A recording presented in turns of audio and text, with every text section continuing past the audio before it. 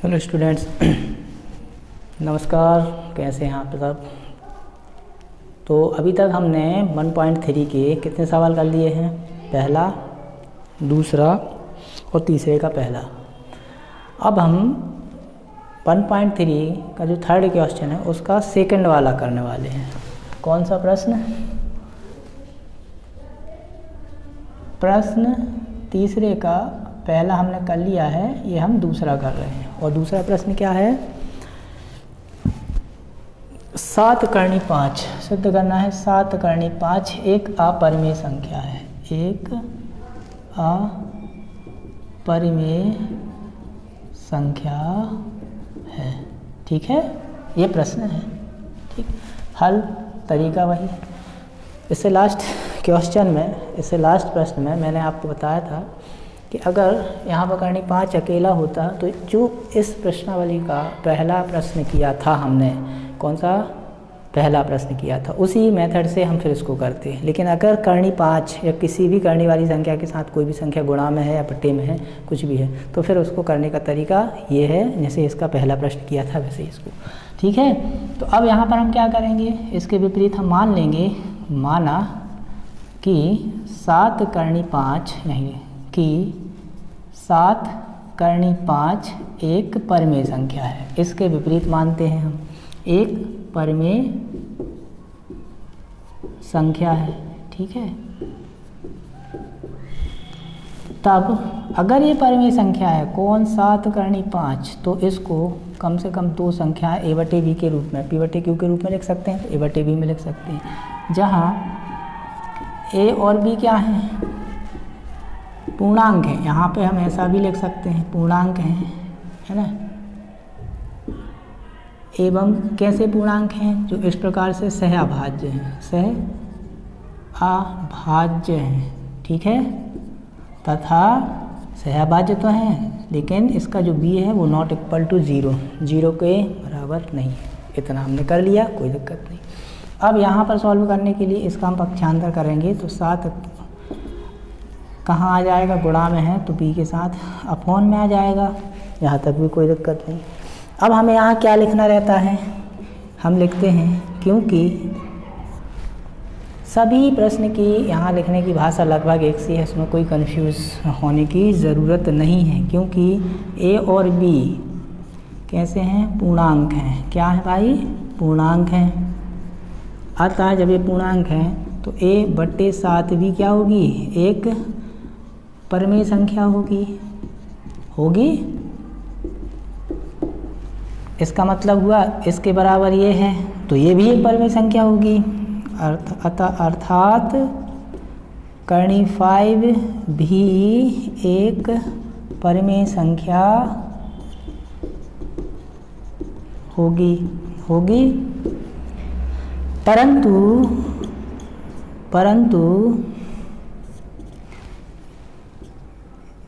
यह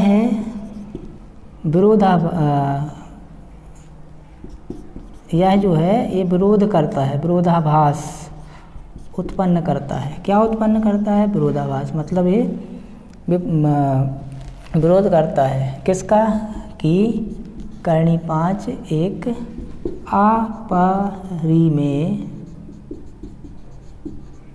संख्या है, इसका ये विरोध करती है। कौन सा? ये वाला कथन। लेकिन वास्तव में करनी 5 तो एक अपरिमेय संख्या है, लेकिन इससे इसका विरोध हो रहा है। ये क्यों हो रहा है? यह विरोध क्यों हुआ? ये ऐसी स्थिति क्यों आई?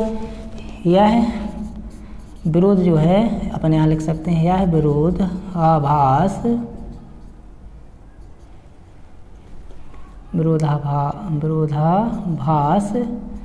हमारी गलत कल्पना या कल्पना ही लिखो, हमने पहले सवाल में से उत्पन्न हुआ है, उत्पन्न हुआ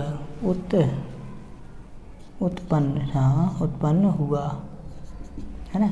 अतः निष्कर्ष निकलता है, क्या निष्कर्ष निकलता है?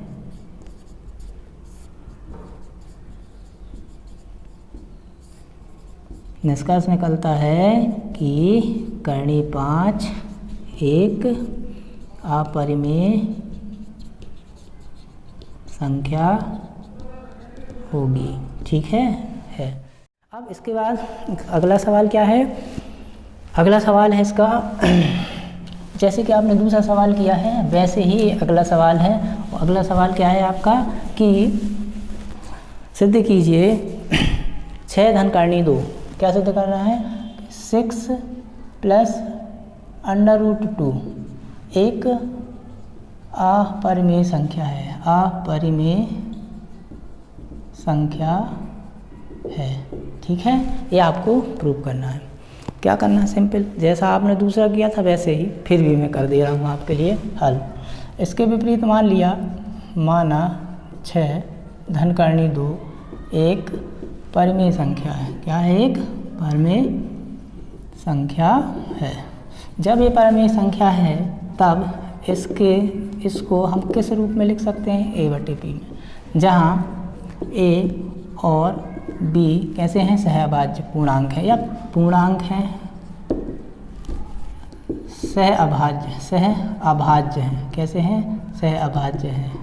इतना लिखो, या सहअभाज्य पूर्णांक हैं। ठीक है।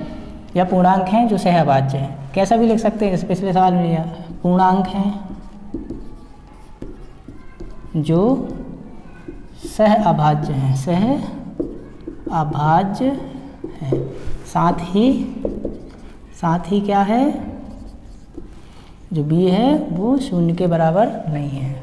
तो अब इसका ट्रांसफ़र करेंगे तो करनी 2 के बराबर क्या आ गया? a - b - 6।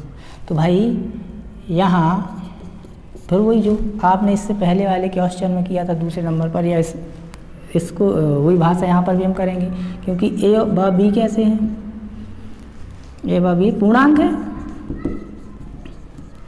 तब a/b - 6 क्या होगी? इसको हल करोगे तो अब अपन ने देखा था ना कि किसी दो परिमेय संख्याओं को सॉल्व करते हैं तो क्या होता है? एक परिमेय संख्या होती है, अतः ये एक क्या हो जाएगा? एक परिमेय संख्या होगी।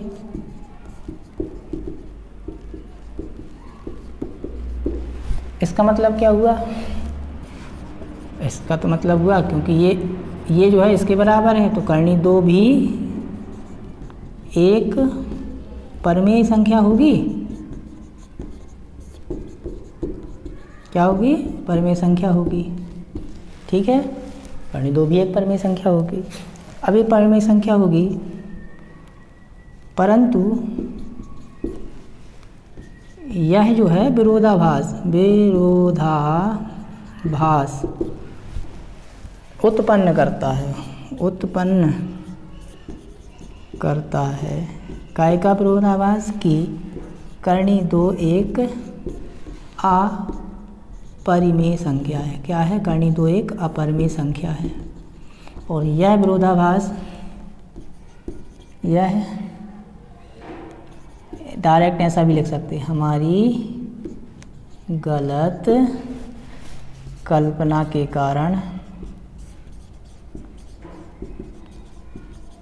हुआ। ठीक है। ये हमारी गलत कल्पना के कारण हुआ। अतः निष्कर्ष निकलता है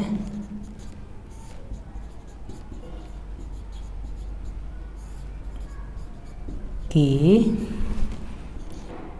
6 धन करनी 2 एक अपरिमेय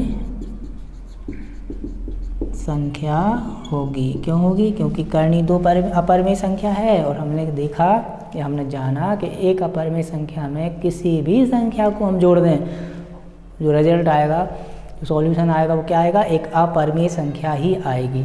इसलिए ये पूरा भी 6 धन करनी 2 भी एक अपरिमेय संख्या होगी। ठीक है। इस प्रकार ये आपकी 1.3 पूरी एक्सरसाइज कंप्लीट हो जाती है। इसके बाद नेक्स्ट वीडियो में हम 1.4 लेके चलेंगे। 1.4 आपके लिए काफ़ी सरल होगी। ठीक है।